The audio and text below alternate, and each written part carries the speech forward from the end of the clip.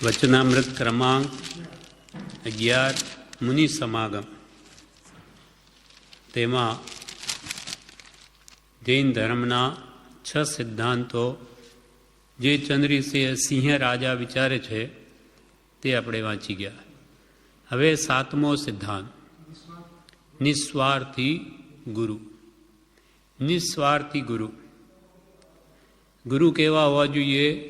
નિસ્વાર્થી, જેને કોઈ પણ પ્રકારનો સ્વાર્થ નથી તેવા ગુરુ ધારણ કરવા જોઈએ. જેને કોઈ પણ પ્રકારનો સ્વાર્થ નથી તેવા ગુરુ ધારણ કરવા જોઈએ. એ વાત કેવળ એની ખરી જ છે. એ વાત કેવળ એની ખરી જ છે. જેટલો સ્વાર્થ હોય તેટલો ધર્મને વૈરાગ્ય ઓછો હોય છે.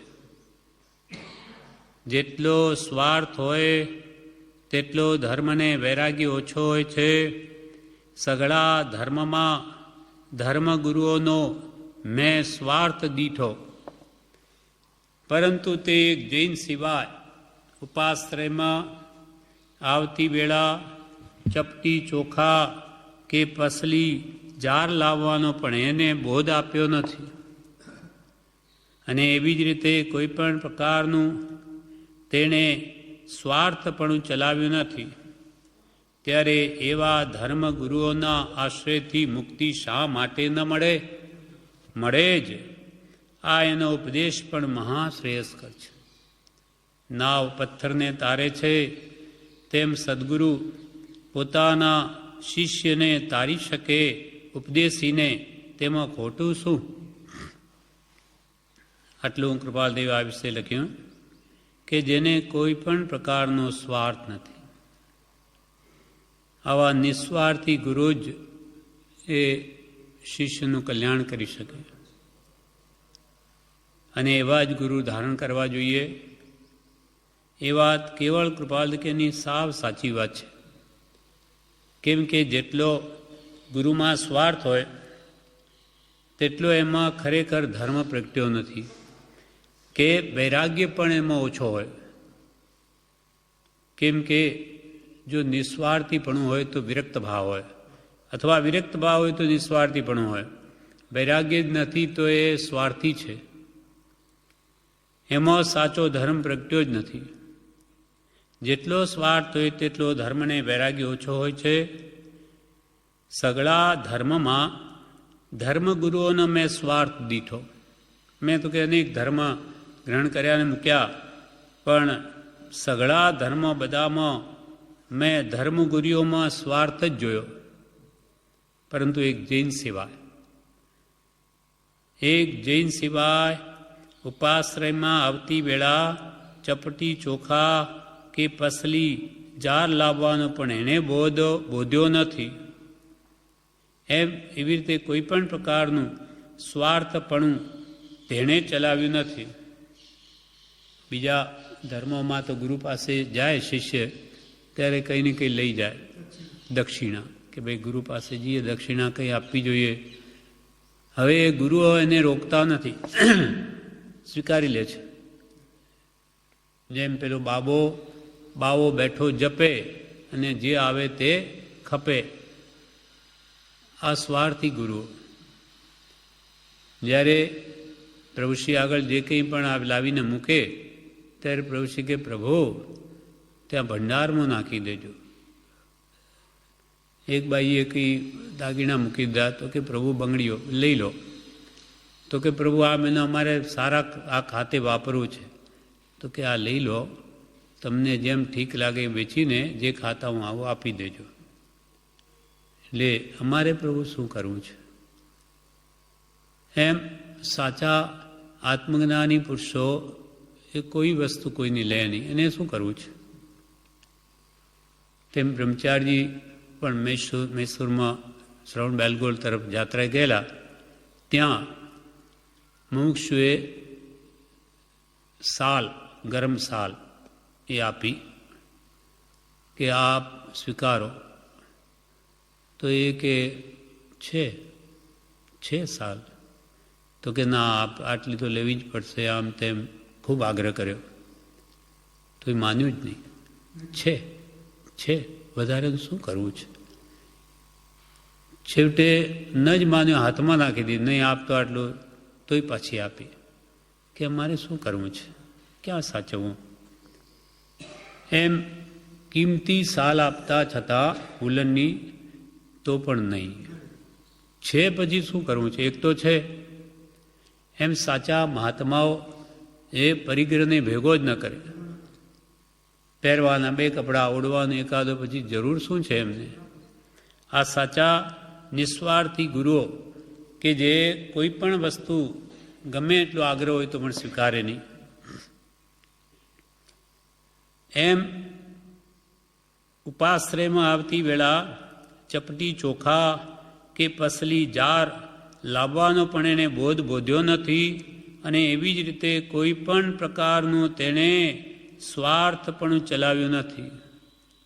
ત્યારે એવા ધર્મગુરુઓના આશ્રયથી મુક્તિ શા માટે ન મળે. આવા નિસ્વાર્થી ગુરુઓથી મોક્ષ કેમ ન મળે. પછી પોતે જ લખે મળે જ, અવશ્ય મળે. આ એનો ઉપદેશ પણ મહાશ્રેયસ્કર છે. નાવ પથ્થરને તારે છે તેમ સદગુરુ પોતાના શિષ્યને તારી શકે. ઉપદેશીને તેમાં ખોટું શું. પથ્થર તરે નહીં પણ નાવ તો પથ્થરને પણ તારે. એમ ગુરુ ભલેને અનેક દોષ, શિષ્ય અનેક દોષથી ભરેલો હોય પણ ગુરુ જ્ઞાની છે તો આવા દોષી શિષ્યને પણ એ મહાત્મા બનાવી શકે છે. ગુરુ કારીગર સારીખા ટાંકી વચન વિચાર પથ્થર સે પ્રતિમા કરે પૂજા લહે અપાર. સદગુરુ છે તો કારીગર જેવા છે.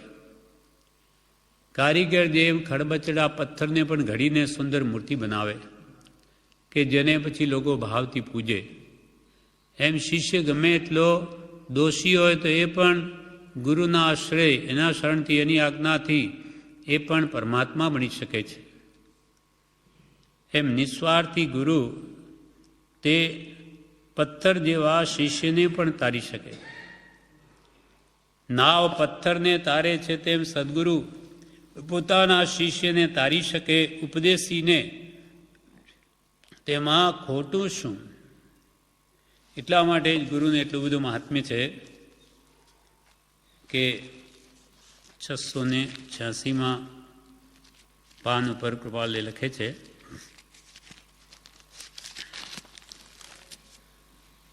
ઉપદેશ છાયામાં કે દેવ અરિહંત, ગુરુ નિર્ગ્રંથ અને ધર્મ કેવડીનો પ્રરૂપેલો એ ત્રણેયની શ્રદ્ધાને જૈનમાં સમ્યક્ત્વ કહ્યું છે.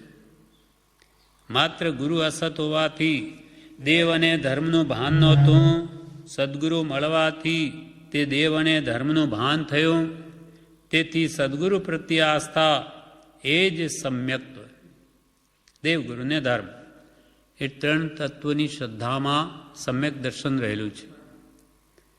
હવે એમાં જો ગુરુ અસત હોય તો દેવ અને ધર્મનું સ્વરૂપ ન સમજાય. સાચા દેવ, સાચા ગુરુનું, સાચા ધર્મનું. પણ સદગુરુ જો સાચા મળે તો સતદેવ અને સદધર્મનું પણ એને ભાન થાય. એટલે સદગુરુથી જ બધું સવળું થાય. એટલે સદગુરુ પ્રત્યે જે આસ્થા એ સમકીત. તમને સાચા સદગુરુ મળી ગયા તો ભગવાન તીર્થંકરોનું સ્વરૂપ પણ યથાર્થ સમજાવશે, અને સાચો જે રાગ દ્વેષ થવાનો વિતરાગ માર્ગ છે તેનું સ્વરૂપ પણ યથાર્થ સમજાવશે. જેટલી આસ્થા અને અપૂરોપણું તેટલું સમ્યક્ત્વનું નિર્મળપણું સમજવું. આવું સાચું સમ્યક્ત્વ પામવાની ઈચ્છા કામના સદાય રાખવી. દેવગુરુ ધર્મની શ્રદ્ધા એ સાચા સદગુરુ દ્વારા જ થાય છે. એટલે સદગુરુ જો મળી ગયા તો એ શિષ્યના ગમે તેવા દોષ હોય તેને પણ એ ટાળી શકે છે. નાવ પથ્થરને તારે તેમ સદગુરુ પોતાના શિષ્યને તારી શકે ઉપદેશીને.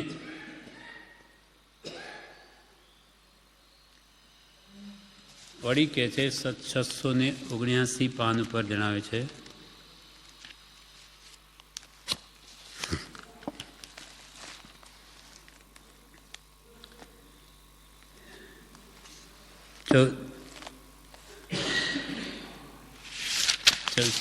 $679 પાન. હા, ઉપદેશ નોંધમાં જ છે. બરાબર.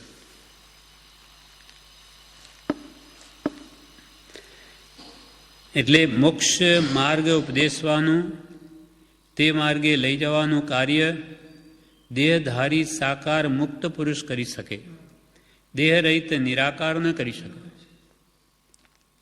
એટલે જે સિદ્ધ ભગવંતો મોક્ષમાં બિરાજમાન થયા એ કંઈ અહીંયા આવીને કહેવા આવે નહીં, પણ પ્રત્યક્ષ જે સાચા ગુરુ હોય તે જ આપણને સમજાવી શકે કે પમાડી શકે. 693 પાન પર ફરી વાત કરી છે કે સદગુરુ, સતદેવ અને કેવડીનો પ્રરૂપેલો ધર્મ તેને સમ્યક્ત્વ કહ્યું, પણ સતદેવ અને કેવડી એ બે સદગુરુમાં સમાઈ ગયા. સદગુરુ સાચા મળ્યા તો જરૂર એને દેવનું સ્વરૂપ પણ સાચું હાથમાં આવશે, અને ધર્મ જે વિતરાગ પ્રરૂપિત કેવડી પ્રરૂપિત છે તેનું પણ સાચું સ્વરૂપ સદગુરુ દ્વારા જાણવામાં આવશે. એટલે સાચા સદગુરુ, નિસ્વાર્થી ગુરુ મળવા જોઈએ તો એની કાર્યસિદ્ધિ જરૂર થાય. આ પ્રમાણે આ નિસ્વાર્થી ગુરુ તત્વ સંબંધી ઉપદેશ કર્યો. હવે 8મું કર્મ સંબંધી હવે વિચારણા કરે છે. સુખ અને દુઃખ, જન્મને મરણ આદિ સગણું કર્મને આધીન રહેલું છે. સુખ અને દુઃખ, જન્મ અને મરણ આદિ સગણું કર્મને આધીન રહેલું છે. જેવા જીવ અનાદિકાળથી કર્મો કરી આવે છે તેવા ફળો પામતો જાય છે. સુખ કે દુઃખ, જન્મ કે મૃત્યુ એ બધાનું કારણ કર્મ છે, શુભ કે અશુભ. કર્મ વગર આ જન્મ જરા મૃત્યુ હોય નહીં, કે સુખ કે દુઃખ હોય નહીં. અને અનાદિકાલથી જીવ જેવા કર્મો કરી આવે છે તેવા જ એ ફળો ભોગવે છે. એ રેંટની જેમ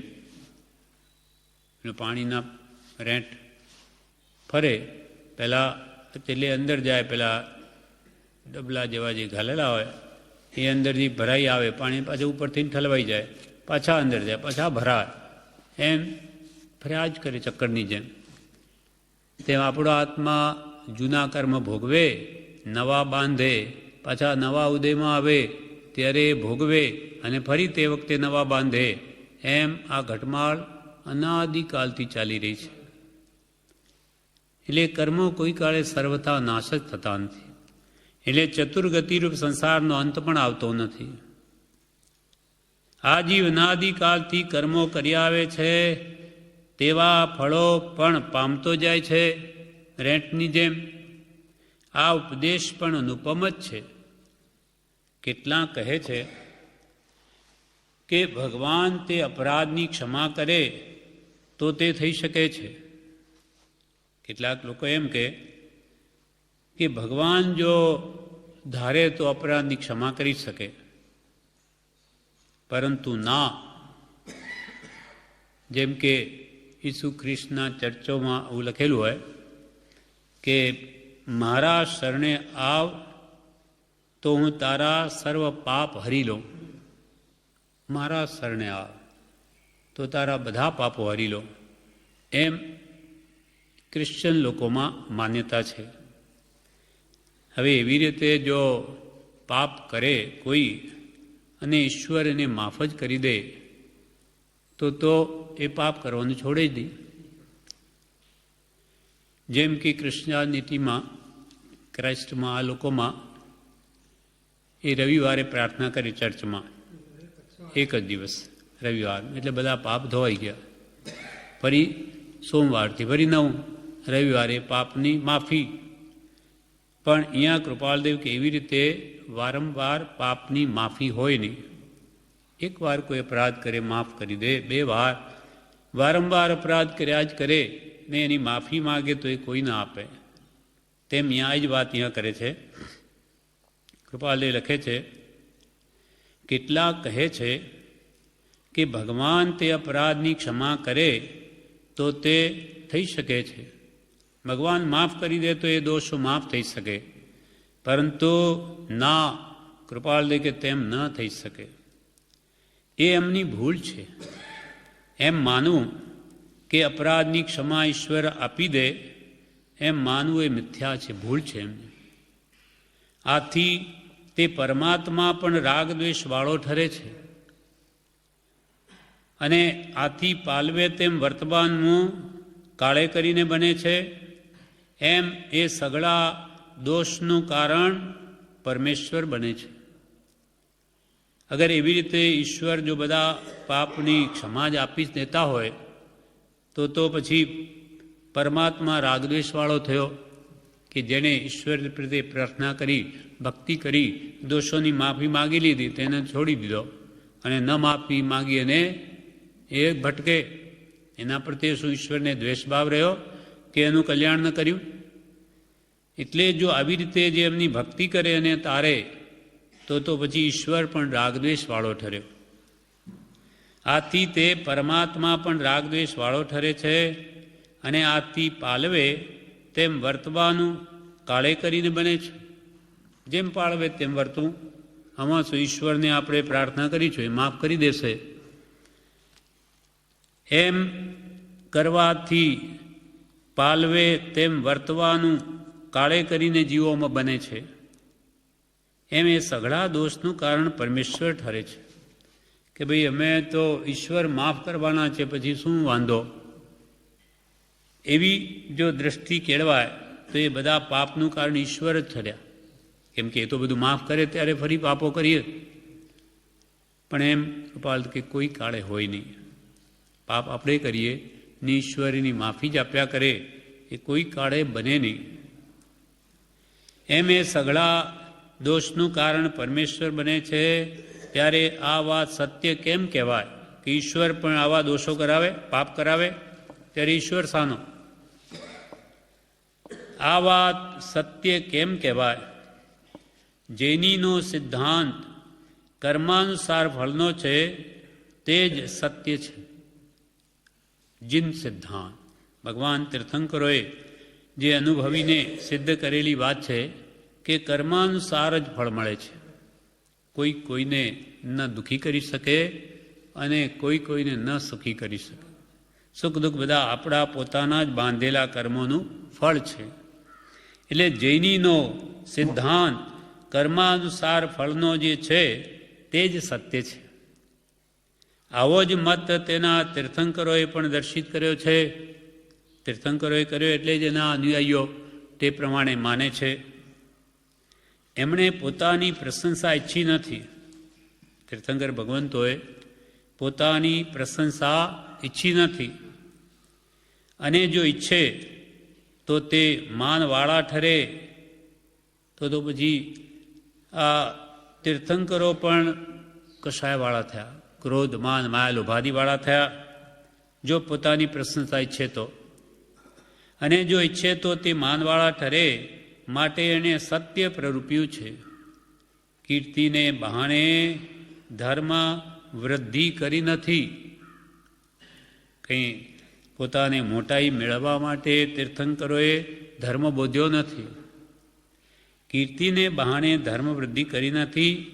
તેમજ તેમણે કોઈપણ પ્રકારે પોતાનો સ્વાર્થ ગબડાવ્યો પણ નથી. કોઈપણ રીતે તીર્થંકરોએ પોતાનો સ્વાર્થ ક્યાં પણ રાખ્યો નથી. કર્મ સઘળાને નડે છે.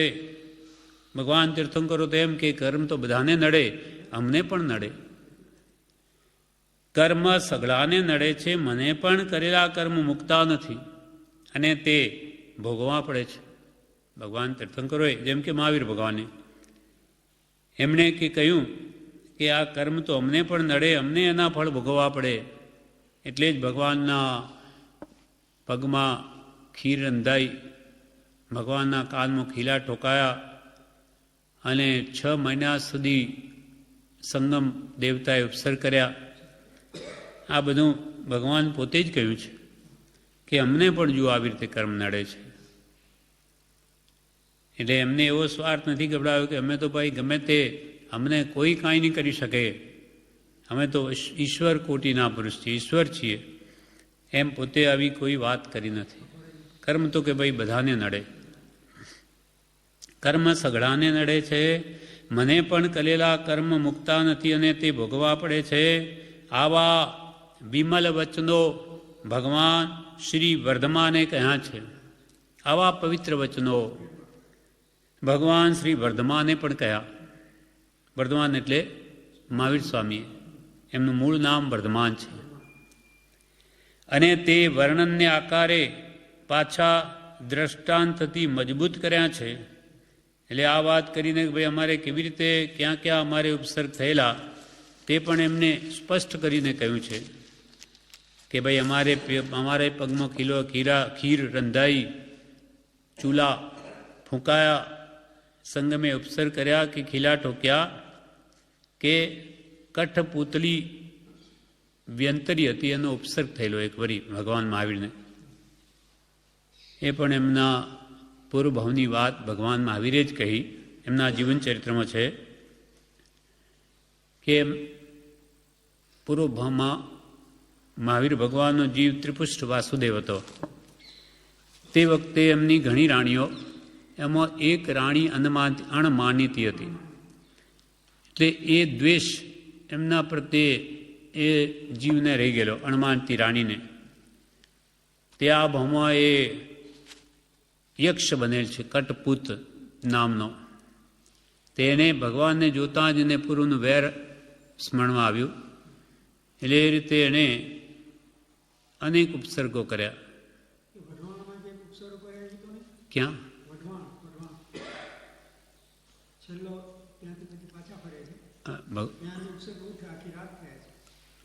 એ ખબર નહીં. અચ્છા, બરાબર છે. એવા ઘણા કષ્ટ પડ્યા છે ભગવાને.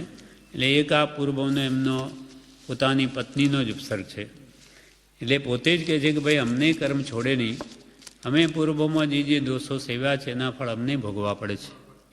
એટલે અહીંયા કોઈ કહેવાનો મતલબ કે જ્ઞાની પુરુષો કહે છે કે કર્મ સિદ્ધાંત આ આપણને સમજાવે, એ કર્મ તો અમને પણ નડે. એટલે જે શુભ અશુભ બધા બાંધે આ ભમક પરભમાં, એના ફળ એને ભોગવવા જ પડે છે. આવા વિમલ વચનો ભગવાન વર્ધમાને કહ્યા છે. તે વર્ણનને આકારે પાછા દ્રષ્ટાંતથી તે વાત મજબૂત કરી છે કે જો આ રીતે અમારે થયેલું. ઋષભદેવજી ભગવાને ભરતેશ્વરને પૂછ્યું કે હે ભગવાન, હવે આપણા વંશમાં કોઈ તીર્થંકર થશે? ત્યારે આદિ તીર્થંકર ભગવાને કહ્યું કે હા, આ બહાર બેઠેલા ત્રિદંડી 24મા તીર્થંકર વર્તમાન 24મીમાં થશે. ઋષભદેવ ભગવાનને ભરતેશ્વર રાજાએ પૂછ્યું કે હે ભગવાન, આપણા વંશમાં કોઈ તીર્થંકર થાય એવું છે? તો કે બહાર બેઠેલો ત્રિદંડી એ 24મા તીર્થંકર મહાવીર નામે થશે, વર્તમાન 24મીમાં. એટલે આ સાંભળી ભરતેશ્વરજી આનંદ પામ્યા અને ત્યાંથી વિનયુક્ત અભિવંદન કરીને ઉઠ્યા ભગવાન ઋષભદેવને, અને બહાર આવીને ત્રિદંડીને વંદન કર્યું. ત્યારે સૂચવ્યું કે હમણાંનું તારું પરાક્રમ જોઈને હું કંઈ વંદન કરતો નથી. અત્યારે તું કે ત્રિદંડી થઈ અને આવી જે કંઈ પણ આ કાય ક્લેશ ભોગવે છે, આ તારો વેશ કે તારી તપસ્યા જોઈને હું પ્રણામ નથી કરતો. પણ તું વર્તમાન 24મીમાં છેલ્લો તીર્થંકર ભગવાન વર્ધમાનને નામે થવાનો છે, તે પરાક્રમને લીધે વંદન કરું છું. આ સાંભળી ત્રિદંડીજીનું મન પ્રફુલ્લિત થયું અને અહમપદ આવી ગયું કે હું તીર્થંકર થાઉં તેમાં શી આશ્ચર્યતા, એમાં શું નવાઈ, હું તીર્થંકર થાઉં એમાં. આ મહાવીર ભગવાનનો જીવ. મારો દાદો કોણ છે? આદ્ય તીર્થંકર શ્રી ઋષભદેવજી. મારો દાદો કોણ છે? આદ્ય તીર્થંકર શ્રી ઋષભદેવજી. મારો પિતા કોણ છે? 6 ખંડના રાજા ધીરાજ ચક્રવર્તી ભરતેશ્વર. અને મારું કુલ કયું? ઇક્ષ્વાકુ. ત્યારે હું તીર્થંકર થાઉં એમાં શું? આમ અભિમાનના આવેશમાં હસ્યા, રમ્યા અને કૂદકા માર્યા, જેથી 27 શ્રેષ્ઠ નિષ્ઠ ભવ બાંધ્યા અને એ ભવ ભોગવ્યા પછી વર્તમાન 24ના છેલ્લા તીર્થંકર ભગવાન મહાવીર સ્વામી થયા. જો એમણે કીર્તિ કે સ્વાર્થ ખાતર ધર્મ પ્રવર્તાવ્યો હોત તો એ વાત તે પ્રગટ પણ કરત ન જ કરત કે ભાઈ મારી હલકી લાગે એવી વાત હું કેમ કરું, કે આવી રીતે હું ત્રિદંડી રૂપે હતો અને મેં આવા કામ કર્યા, અહંકાર કર્યો, તેના ફળમાં મને એક કોડાકોડી સાગરો પણ સુધી રખડવું પડ્યું. એ વાત એ ભગવાન મહાવીર જ કેમ કહે, શા માટે કહે? જેમાં પોતાની જ ઉણપ લાગે એવી વાત ભગવાન કરે નહીં. જો એમને પોતાને માન મોટાઈ જોઈતી હોય તો, કે સ્વાર્થ ચલાવો હોય તો. જો એમણે કીર્તિ કે સ્વાર્થ ખાતર ધર્મ પ્રવર્તાવ્યો હોત તો એ વાત તે પ્રગટ પણ કરત, પરંતુ એનો સ્વાર્થ વગરનો ધર્મ, તેથી ખરું કહેતા કેમ અટકે? ભગવાન વિતરાગોનો સ્વાર્થ વગરનો ધર્મ છે. પોતે કૃપાળદેવ જેમ કંઈ પણ પોતામાં ન્યૂનતા લાગે તો કેવું કહે છે, અમારે આ ઉપાધિ જોગ વર્તે છે, અમને લાખો વિચાર આવે છે, કરોડો, શું કરીએ, ઉપાધિનો ઉદય છે વગેરે, જેમ છે તેમ સ્પષ્ટ લખે છે કે ભાઈ સારું સારું કહેવું અને ખરાબ વાત પોતાની નબળી કહેવી જ નહીં, એમ મહાપુરુષો કરે નહીં. કેમ કે એમના કોઈ સ્વાર્થ નથી, કોઈ માન મોટાઈની કામના નથી, એટલે જે સત્ય છે એ જ વાત કહે છે. પરંતુ એનો સ્વાર્થ વગરનો ધર્મ, તેથી ખરું કહેતા કેમ અટકે? જો ભાઈ મને પણ કર્મ મૂકતા નથી તો તમને કેમ મૂકશે? માટે કર્મવાળો આ પણ તેનો સિદ્ધાંત ખરો છે. પણ ભગવાન તીર્થંકર તો એમ કહે છે કે જો ભાઈ આ કર્મો તો મને પણ નથી છોડતા, અજ્ઞાન અવસ્થાએ મેં પણ જે કર્મ બાંધ્યા એ અમને ભોગવવા પડે તો તમને કેમ મૂકશે? માટે કર્મવાળો આ તેનો સિદ્ધાંત પણ ખરો છે. જો એમનો સ્વાર્થી અને કીર્તિને બહાને ભૂલાવવાનો ધર્મ હોત તો એ વાત તે પ્રદર્શિત પણ કરત. સ્વાર્થ અને કીર્તિ મેળવવાની જો કામના હોય તો એ આવો ધર્મ, સ્વાર્થ આવી વાત ભૂલાવવાનો ધર્મ હોત તો એ વાત એ પ્રદર્શિત પણ કરત. જેનો સ્વાર્થ હોય તે તો આવી વાત કેવળ ભોયમાં જ ભંડારે. જેને સ્વાર્થ હોય, પતિ મોટાઈ મનાવી હોય, તે તો આવી વાતોનો ભોયમાં જ ભંડારે, એટલે બહાર આવવા જ ન દે અને દેખાડે કે નહીં મને કર્મ નડતા નથી. ઉલટું એમ કે મને કર્મ નડે જ નહીં, એમ ઈશ્વર હોય, પોતાને અહંપદ હોય, એમ જો કહેતા હોય તો એ ખરા ઈશ્વર જ નથી. અને દેખાડે કે નહીં મને કર્મ નડતા જ નથી, હું સગડાને જેમ ચાહું તેમ કરી શકું, તારણહાર છું. ઉડતું શું કે જેમ ઈસુ ખ્રિસ્તે ચર્ચોમાં લખેલું હોય છે કે મારે શરણે આવ એટલે હું તારા બધા પાપ હરી લઉં. આવું વિતરાગો નથી કહેતા. એ તો કે ભાઈ તારા કર્મ તો તારે જ ભોગવા પડશે, અને તેને ન ગમતા હોય તો હવે તેવા બાંધીશ નહીં તો ભોગવા તારે જ પડશે, કોઈ લઈ ન શકે. અમે શું લઈએ? અમારા કર્મ પણ અમે કોઈને નથી આપી શકતા. અમે આવી ઉચ્ચ દશાને પામ્યા હોવા છતાં પૂર્વે કરેલા કર્મોના ફળ અમને ભોગવા પડે તો તમને ન ભોગવા પડે? જ્યારે પેલા એમ કહે કે મને તો કર્મ નડતા જ નથી, હું તો તારણહાર છું, મારે શરણે આવો એટલે બધા તમારાય કર્મ લઈ લો. મને કર્મ નડતા જ નથી, હું સગડાનો જેમ ચાહું તેમ કરી શકું, તારણહાર છું. આવો ભબકો ભબકાવત. પરંતુ ભગવાન વર્ધમાન જેવા નિસ્વાર્થી અને સત્યાલુને પોતાની જૂઠી પ્રશંસા કહેવા કરવાનું છાજે જ કેમ? આવા સાચા વિતરાગ પરમાત્માને નિસ્વાર્થી જે છે, સત્ય દ્રષ્ટિવાળા છે, દયાળુ છે, આવા પુરુષોને પોતાની જૂઠી પ્રશંસા કરવાનું કે કહેવાનું કેવી રીતે છાજે? એ શોભે જ નહીં અને કરે પણ નહીં. એવા નિર્વિકારી પરમાત્મા તે જ ખરું બોધે. આવા નિર્વિકારી પરમાત્મા છે તે જ સત્ય વાત કહી શકે. માટે આ પણ એનો સિદ્ધાંત કોઈ પણ પ્રકારે શંકા કરવા યોગ્ય નથી. માટે ભગવંત વિતરાગોએ જે કર્મનો સિદ્ધાંત ઉપદેશ્યો એને પણ કોઈ પણ પ્રકારે એમાં શંકા કરવા જેવી નથી. કેમ કે જ્યારે કે અમને પણ કર્મ નડે તો તમને નડશે જ.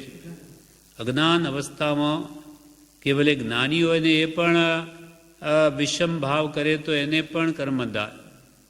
એટલે કૃપાળ કે અવિષમ ભાવ વિના અમને પણ અબંધપણા માટે બીજો કોઈ અધિકાર નથી કે ભાઈ અમે જ્ઞાની થયા એટલે અમે ગમે તેમ વર્તીએ તો અમને કર્મને બંધાય એવું નથી. અમે પણ આત્માને વિષમ ભાવમાં લઈ જઈએ, સંભાવમાં ન રાખીએ તો અમને પણ અબઘડી પણ કર્મદાર. સમકિત જતું પણ રહે જો ક્ષોપશમ કે ઉપશમ હોય તો, અને પાછો અનંત કાળ સુધી ભટકી શકે. કેમ કે અર્ધ પૂદગલ પરાવર્તન ફરી અનંતો કાળ છે જો વમી નાખે તો. એમ એટલે આ પ્રમાણે જે કર્મનો સિદ્ધાંત પણ વિતરાગો બોધે એ પણ સંપૂર્ણ સત્ય છે. આમ 8 સિદ્ધાંતોનું વર્ણન કર્યું. હવે ચંદ્રસિંહ રાજા 9મો સમ્યક દ્રષ્ટિનો સિદ્ધાંત જૈનનો વિચારે છે. સમ્યક દ્રષ્ટિ એટલે શું? સમ્યક દ્રષ્ટિ એટલે ભલી દ્રષ્ટિ, વિવેકવાળી દ્રષ્ટિ. જેમ છે તેમ પદાર્થને તે રૂપ જોવાની દ્રષ્ટિ, સાચી દ્રષ્ટિ. તેનું નામ સમ્યક. સમ્યક એટલે સાચી, દ્રષ્ટિ એટલે જોવું, જેમ છે તેમ જોવું. જેમ કે આપણો એક આત્મા છે, આ શરીર આપણું નથી તો એને પર જોવું, આત્માને પોતાનો જાણવો. એમ જેમ છે તેમ જાણવું, પછી માનવું અને તે પ્રમાણે વર્તવું. એનું નામ જ સમ્યક જ્ઞાન, સમ્યક દર્શન, સમ્યક ચારિત્ર છે. સમ્યક દ્રષ્ટિ એટલે ભલી દ્રષ્ટિ. અપક્ષપાતે સારા સારે વિચારવું. અપક્ષપાતે મધ્યસ્થપણે સારા સારે વિચારવું, સાર અસારનું વિચારવું કે ભાઈ આ સારરૂપ છે આત્માને અને આ અસાર છે આત્માને અહિતરૂપ છે, એમ જેમ છે તેમ વિચારવું. તેનું નામ વિવેક દ્રષ્ટિ. વિવેક દ્રષ્ટિ એટલે સમ્યક દ્રષ્ટિ. હિત અહિતનું જેને ભાન છે તે વિવેક દ્રષ્ટિ કહેવાય. અને એ વિવેક દ્રષ્ટિ કહો, સમ્યક દ્રષ્ટિ કહો, ભલી દ્રષ્ટિ કહો, એ સત્પુરુષના બોધથી જ આવે, એમના વચનથી. આ એમનું બોધવું તાદૃશ્ય ખરું જ છે. કૃપાલ કે આ જે ભગવાન વિતરાગોએ તીર્થંકરોએ જે સમ્યક દ્રષ્ટિનો બોધ આપ્યો એ એમનું તાદૃશ્ય જેમ કહ્યું છે તેમ ખરું છે. વિવેક દ્રષ્ટિ વિના ખરું ક્યાંથી સૂઝે?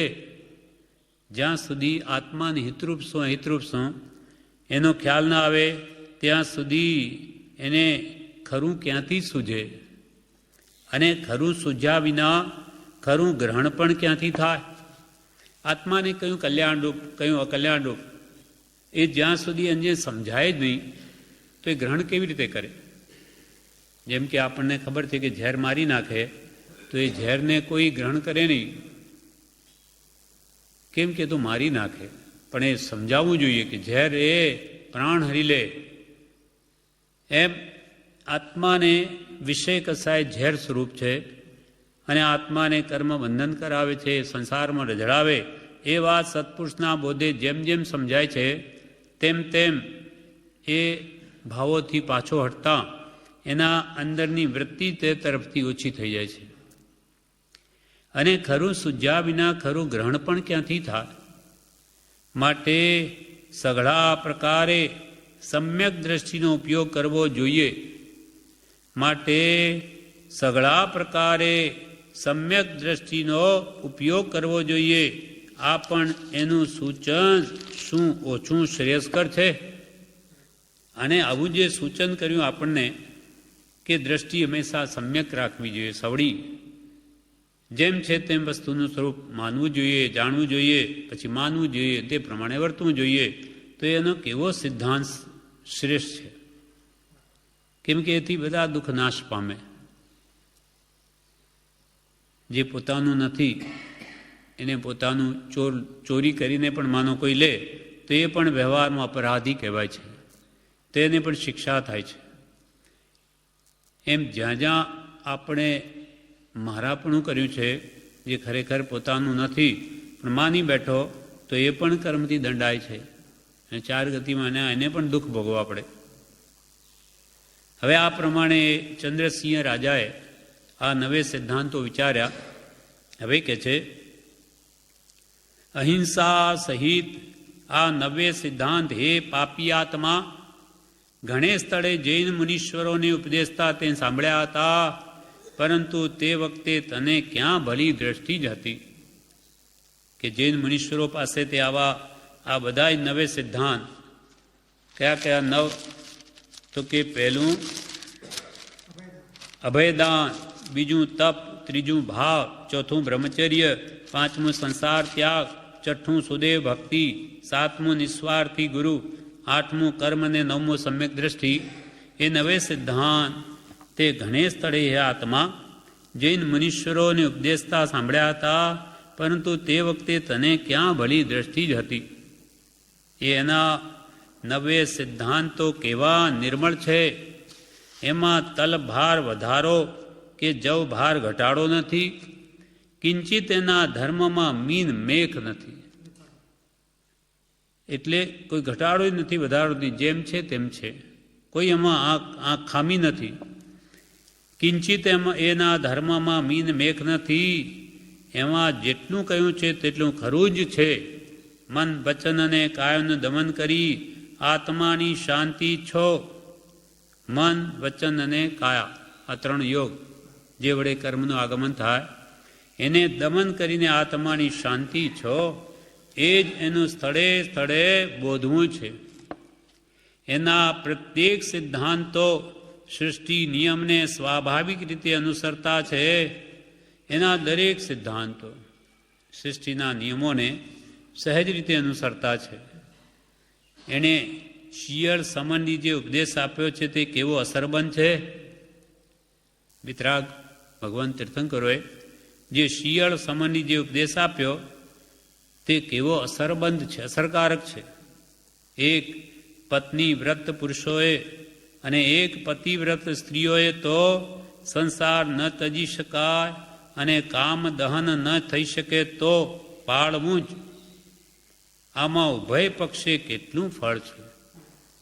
કૃપાલદેવ કહે કે જે સંપૂર્ણ સંસાર ત્યાગી ન શકે, ગ્રસ્ત હોય, તો એણે પણ શિયળ સંપૂર્ણ નહીં તો દેશે અંશે પાળવું. તો કે પુરુષે એક પત્ની વ્રત, સ્ત્રીઓ એક પતિવ્રત. જો સંસાર ન તજી શકાય અને કામદહન ન થઈ શકે તો એ વ્રત પાળવું જ, પતિવ્રત કે પત્ની વ્રત પાળવું જ. આમાં ઉભય પક્ષે કેટલું ફળ છે, બે બાજુ, બેને. એક તો મુક્તિ માર્ગ અને બીજો સંસાર માર્ગ, એ બંનેમાંથી લાભ છે. કેમ કે એ સંસારમાં રહેશે તો ત્યાં પણ સુખી રહેશે. વૃત્તિ એકમાં રોકવાથી એ સ્થિરતાને પામશે, એટલે એ સતમાર્ગને સમજી શકશે અને એના ફળમાં મુક્તિ મળશે, મુક્તિ માર્ગમાં ચડી શકશે. અને વૃત્તિ ભટકતી હશે તો એ મુક્તિ માર્ગને નહીં જાણી શકે. એટલે ઉભય પક્ષે કેટલું ફળ છે! એક તો મુક્તિ માર્ગ અને બીજો સંસાર માર્ગ, એ બંનેમાં એથી લાભ છે. આજે સંસારનો લાભ એકલો જ તો જો, એક પત્ની વ્રત સ્ત્રીને પતિવ્રત પાળતા પ્રત્યક્ષમાં પણ તેની સુમનઃ કામના ધાર્યા પ્રમાણે પાર પડે છે. એક પત્નીવ્રત પાળનારા કે એક પતિવ્રત પાળનારા જીવોની સુમનઃ કામના એટલે મનની જે કામના ઈચ્છાઓ એ ધાર્યા પ્રમાણે સહેજે પાર પડે છે. કીર્તિ ધક્કાર અને શરીરે પણ આરોગ્યપ્રદ છે. જે આવું શિયળ પાળે ગ્રસ્ત હોય તો ગ્રસ્ત ધર્મની રીતે તો એ કીર્તિવાળો અને શરીરે પણ આરોગ્યપ્રદ રહે છે. આ પણ સંસારી લાભ. પર સ્ત્રીગામી કલંકિત થાય છે. ચાંદી પ્રમેય અને ક્ષય આદિ રોગ સહન કરવા પડે છે. જે પર સ્ત્રી લંપટી હોય એ સમાજમાં પણ કલંકિત થાય અને એને ચાંદી પ્રમેહ અને ક્ષય જેવા રોગો પણ સહન કરવા પડે છે અને બીજા અનેક દુરાચરણો વળગે છે. આ સઘળું સંસારમાં પણ દુઃખકારક છે તો તે મુક્તિ માર્ગમાં શા માટે દુઃખપ્રદ ન હોય? સંસારમાં પણ જો આવા નિયમો ન પાડે અને વ્યભિચારી થાય તો એ સંસારમાં દુઃખી થાય તો એ મુક્તિ માર્ગમાં તો દુઃખપ્રદ કેમ ન હોય? જો કોઈને પોતાની પુનિત પત્નીથી તેવો રોગ થયો સાંભળ્યો છે, માટે એનો સિદ્ધાંત બંને પક્ષે શ્રેયસ્કર છે. એટલે જે મર્યાદામાં ચાલે એક પતિવ્રતથી તો તેને આવા રોગો ચાંદી પ્રમેય ક્ષય વગેરે ન થાય. જો કોઈને પોતાની પુનિત સ્ત્રીથી તેવો રોગ થયો સાંભળ્યો છે, માટે એના સિદ્ધાંતો બંને પક્ષે શ્રેયસ્કર છે, કલ્યાણકારક છે. સાચું તો સગળે સારું જ હોય ને. સાચું તો સગળે સારું જ હોય ને. ઊનું પાણી પીવા સંબંધીનો એનો ઉપદેશ સઘળાઓને છે અને છેવટ જે તેમ વર્તી ન શકે તેણે પણ ગાળ્યા વગર તો પાણી ન જ પીવું. આ સિદ્ધાંત પણ બંને પક્ષે લાભદાયક છે. એટલે આ બધા સિદ્ધાંતો કે ભાઈ ગરમ પાણી પીવું જોઈએ, શુદ્ધ જળ, તેથી રોગો પણ ન થાય, વિકારો પણ ન વધે, એવા અનેક કારણો જોઈને ઉના પાણીની વ્યવસ્થા એ જ્ઞાનીઓ કરી છે. અને જે ગરમ પાણી ઉકાળેલું ન પી શકે તો તેને પણ કે ગાળ્યા વગર તો પાણી ન જ પીવું. હા,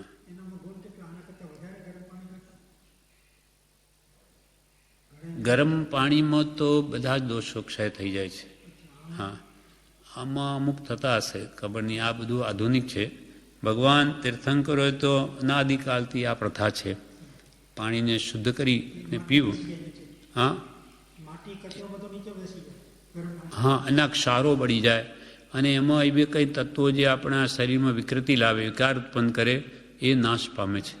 એટલે મોટો લાભ ગરમ પાણી પીવાથી મન શુદ્ધિ, વિકારોમાં ઉઠવા ન દે એવો મોટો લાભ છે. એ તો પીએ જ. અહીંયા તો કહ્યું કે બધાએ ગ્રસ્તોએ પણ પીવું જોઈએ અને એથી શરીર પણ સ્વસ્થ રહે. બીજા પક્ષે નહીં તો અનેક પાણીથી અનેક રોગો ઉત્પન્ન થઈ શકે. એટલે ઊનું પાણી પીવા સંબંધીનો એનો ઉપદેશ સઘળાઓને છે. ભગવાન તીર્થંકર તો બધાને માટે કહ્યું, બધા જ પીઓ. અને છેવટ જે તેમ ન વર્તી શકે, બધા કંઈ ઉકાળેલું પાણી ન પી શકે, તેણે પણ ગાળ્યા વગર તો પાણી ન જ પીવું. અને વાળા વગેરે તો અનેક બીજા રોગો એ જીવો અંદર પેટમાં જવાથી બીજા રોગો ઉત્પન્ન થઈ શકે, જે પાણીમાં જંતુ હોય તે. આ સિદ્ધાંત બંને પક્ષે લાભદાયક છે, પરંતુ હે દુરાત્મા, તું માત્ર સંસાર પક્ષ જ તારી ટૂંકી નજર છે તો જો. એક તો રોગ થવાનો થોડો સંભવ રહે. આ રાજા પોતાને બોધ આપે છે. સિકંજામાં આવી ગયો, ત્યાં ફસાઈ ગયો છે, હવે જાણે ચારે બાજુ મોત છે. એટલે આ સિદ્ધાંતો બધા જૈન ધર્મના વિચારે છે. એટલે તે વખતે એમ વિચારે છે કે હે દુરાત્મા, કે શિકાર માટે ચઢેલો છે, એટલે પોતાને સંબોધે છે કે હે દુરાત્મા, દુષ્ટ આત્મા, તું માત્ર સંસાર પક્ષ જ તારી ટૂંકી નજર છે તો જો. આત્માર્થ લાભને નિર્વિકાર પણ થાય એ બધા વાત પછી, પણ ટૂંકી નજરથી પણ જો કે એનો કેવો આ સિદ્ધાંત છે કે જેથી રોગ થવાનો થોડો સંભવ રહે ઉકાળેલું પાણી પીએ તો. અને અળગણ પાણી પીવાથી કેટલી કેટલી જાતના રોગોની ઉત્પન્નતા છે. વાળા, કોગળિયા આદિ અનેક જાતના રોગોની ઉત્પત્તિ એથી જ છે. જ્યારે અહીં આગળ પવિત્ર રીતે લાભદાયક છે, આ જ ભગવાન એને સુખ આપે. ત્યારે મુક્તિ મતમાં શા માટે ન હોય સુખકર? આ નવે સિદ્ધાંતોમાં કેટલું બધું તત્વ રહ્યું છે. એક સિદ્ધાંત છે તે એક ઝવેરાતની શેર છે. નવસરી માળા, નવ શેરોની કોઈ હાર બનેલો હોય કિંમતી હીરા માણેક મોતીનો, એમ એક એક સિદ્ધાંત વિતરાગનો એ ઝવેરાતની શેર સમાન છે. તેથી નવ સિદ્ધાંતની બનેલી આ નવસરી માળા જે અંતઃકરણ રૂપી કોટમાં પહેરે તે શા માટે દિવ્ય સુખનો ભોગતા ન થાય? એક એક સિદ્ધાંત એક ઝવેરાતની શેર જેવું છે. નવે સિદ્ધાંત જે પહેરે એટલે કે તે પ્રમાણે જે વર્તે તે શા માટે દિવ્ય સુખનો ભોગતા ન થાય? દિવ્ય એટલે આત્મસુખનો ભોગતા કેમ ન થાય? ખરો અને નિસ્વાર્થ ધર્મ તો આ જ છે. સાચો અને નિસ્વાર્થ ધર્મ તો આ વિતરાગ માર્ગ જ છે. હે દુરાત્મા, આ કાળો નાગ હવે પાસું ફેરવી તારા પર તાકી રહેવા તૈયાર થયો છે. માટે હવે તે ધર્મના નવકાર સ્તોત્રને સંભાળ. હવે પોતાના આત્માને કહે છે, આ બાજુ આ કાળો નાગ હવે આ ફેણ ચલાવે છે, હવે હમણાં ડસશે મને. આ પાસું ફેરવી રહ્યો છે અને તાકી રહેવા હવે તૈયાર થયો છે. માટે હવે તું તે ધર્મના નવકાર સ્તોત્રને સંભાળ. નવકાર મંત્રનું સ્મરણ કર. અને હવે પછીના જન્મમાં પણ એ જ ધર્મ માગ કે અહીંયા તો હવે આગળ સિંહ બેઠો, આ નાગ છે, મને ડસશે કોઈ, હમણાં મૃત્યુ થઈ જશે. તો હવે અંતરમાં એમ માગ કે ભગવાન મને આ વમો તો હું જૈન ધર્મ ન આરાધી શક્યો, પણ મને ભવિષ્યમાં આગળના જન્મમાં પણ મને એ ધર્મ મળજો, એમ તો માગ. અને હવે પછીના જન્મમાં પણ એ ધર્મ માગ. આવું જ્યાં મારું મન થયું અને નમો અરિહંતાણમ એ શબ્દ મુક્તિ કહું છું ત્યાં તો બીજું કૌતુક થઈ ગયું. આવા વિતરાગ ધર્મનું શરણ લઈને આવા ભાવ કર્યા કે ત્યાં તો કોઈ બીજું જ બની ગયું. ત્યાં બીજું કૌતુક થયું. જે ભયંકર નાગ મારો પ્રાણ લેવા માટે પાછું ફેરવતો હતો તે કાળો નાગ ત્યાંથી હળવેથી ખસી જઈ રાફડા તરફ જતો જણાયો. મારા તરફ નહીં, તો પોતાના રાફડા તરફ જતો જણાયો. સાપ, કાળો નાગ, એના મનથી જ એવી ઈચ્છા ઉપજી કે હું હળવે હળવે ખસી જાઉં, નહીં તો આ બિચારો પામર પ્રાણી હવે ભયમાં જ કાળ ધર્મ પામી જશે. એમ વિચારીને તે ખસકીને આગો જતો રહ્યો. આગો જતો તે બોલ્યો, હે રાજકુમાર, તારો જીવ લેવાનો એક પળની પણ ઢીલ કરું તેમ નહોતો, પરંતુ તેને શુદ્ધ વૈરાગ્ય તથા જૈન ધર્મ ઉતરેલો દેખીને મારું કાળજું હળવે હળવે પીગળી ગયું. તે એવું તો કોમળ થઈ ગયું કે હદ. આ સગણો થવાનું કારણ માત્ર જૈન ધર્મ જ. કે એ તો જતો રહ્યો, જાણે આગો જતો એમ બોલ્યો, કેમ કે દેવ છે એટલે બોલ્યો કે હે રાજકુમાર, તારો જીવ લેવાનો એક પળ પણ ઢીલ કરવો એમ નહોતો, પણ તું શુદ્ધ વૈરાગ્ય ભાવમાં આવવાથી, વિતરાગ ધર્મનું શરણ લેવાથી એ જોઈ અને મારું કાળજું પણ હળવે હળવે પીગળતું ગયું. તેવું તો કોમળ થઈ ગયું કે હદ. આ સગળું થવાનું કારણ તો જૈન ધર્મ જ. તારા અંતઃકરણમાં જ્યારે તે ધર્મના તરંગો ઉડતા હતા ત્યારે મારા મનમાં તે ધર્મના તરંગથી તને પણ ન મારવો આમ ઉગી નીકળ્યું હતું. તું જેમ જેમ વિતરાગ ધર્મનું શરણ લેતો ગયો તેમ તેમ મારા મનમાં પણ તને ન મારવો એવા ભાવ ઉત્પન્ન થવા લાગ્યા. જેમ હળવે હળવે તે ધર્મની તે ધર્મની તને અસર વધતી ગઈ, તેમ તેમ મારી સુમનો વર્તી તારા તરફ થતી ગઈ. છેવટે તે જ્યારે નમો અરિહંતાણમ આટલું કહ્યું ત્યારે મારું અંગ મેં તને પૂરો જૈનાસ્તિક થયેલો જોઈને ખેસવ્યું કે હવે આ જીનનો અનુયાયી બની ગયો. માટે તું મન વચન કાયાથી તે ધર્મને પાળજે. જૈન ધર્મના પ્રતાપથી જ માન કે હું અત્યારે તને જીવતો જવા દઉં છું. આવું તે વિતરાગ ધર્મનું શરણ ગ્રહણ કર્યું ભાવથી, એટલે જ તું માનજે કે હું તને જવા દઉં છું. એ ધર્મ તો એ ધર્મ જ છે. નાનામાં નાના જંતુને પણ દુઃખી ન કરવો એવો વિતરાગનો ધર્મ છે. એ ધર્મ તો એ ધર્મ જ છે. રે મને મનુષ્ય જન્મ મળ્યો નથી, નહીં તો એ ધર્મનું એવું તો સેવન કરત કે બસ, પરંતુ જેવો મારો કર્મ પ્રભાવ. એ કે સાપ જતા એવો બોલ્યો કે મને જો મનુષ્ય જન્મ મળ્યો હોત તો હું એવો ધર્મારાધક કે આજ ભાવે મુક્તિ મેળવત. પણ મને મનુષ્ય જન્મ મળ્યો નથી, નહીં તો એ ધર્મનું એવું તો સેવન કરત કે બસ, પરંતુ જેવો મારો કર્મ પ્રભાવ. આ વાતથી આપણે સમજવાનું છે કે આપણને માનવદેહ મળ્યો છે. હવે આપણે એવું ધર્મનું સેવન કરવું જોઈએ કે ભવો ભાવ નાશ પામે, એટલે ફરી જન્મ જ ન લેવો પડે એવો પુરુષાર્થ કરવો જોઈએ. પરંતુ એ નાગ વિચારે છે કે જેવો મારા કર્મ પ્રભાવ, તો પણ મારાથી જેમ બનશે તેમ હું એ ધર્મનું શુદ્ધ આચરણ કરીશ.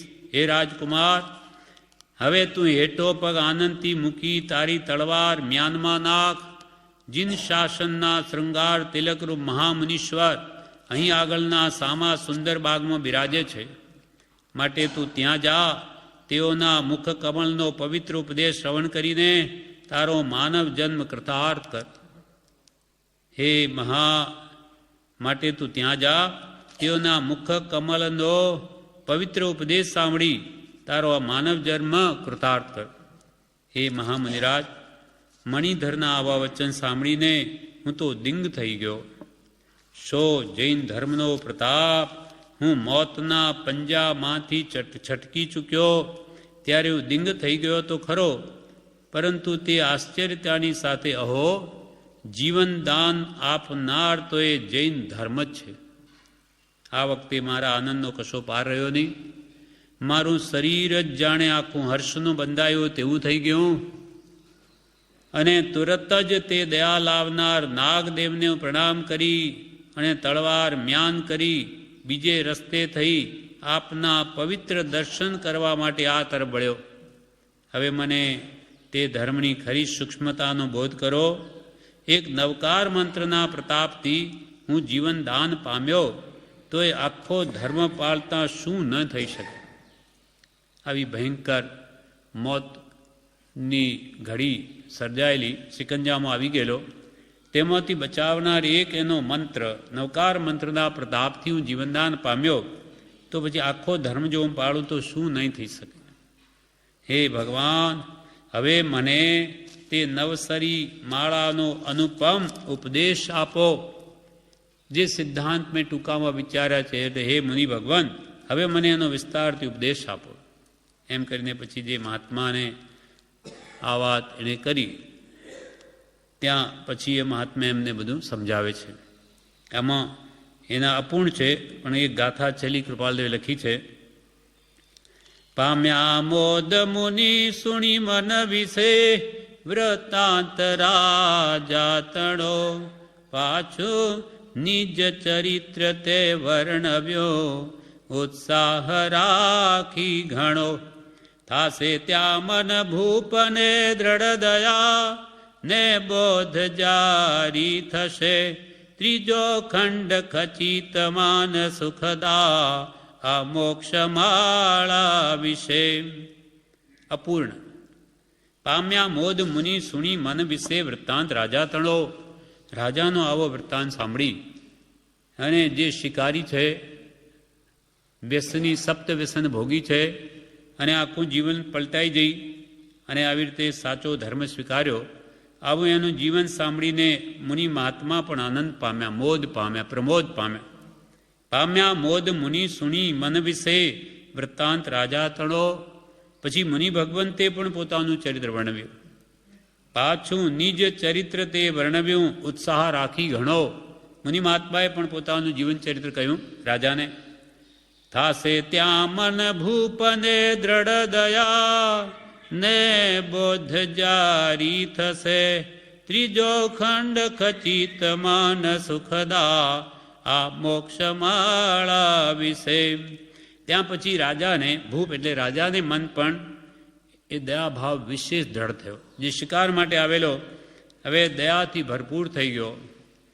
જીન ધર્મનો આશ્રય સ્વીકાર્યો અને બોધ જારી થશે. તેથી એ પરિણામે એ પોતાના આત્માનું સંપૂર્ણ હિત સાધશે. ત્રીજો ખંડ નક્કી આ સુખદાયક માન મોક્ષમાળા વિશે. પણ અહીંયા છેલ્લે અપૂર્ણ લખેલું છે. પછી વિશેષ અને પૂર્ણ કૃપાલય કરી નથી શક્યા કોઈ કારણસર. આ પ્રમાણે આજે 11મો ક્રમાંક પૂરો થયો. હવે આવતીકાલે ક્રમાંક 12 છે.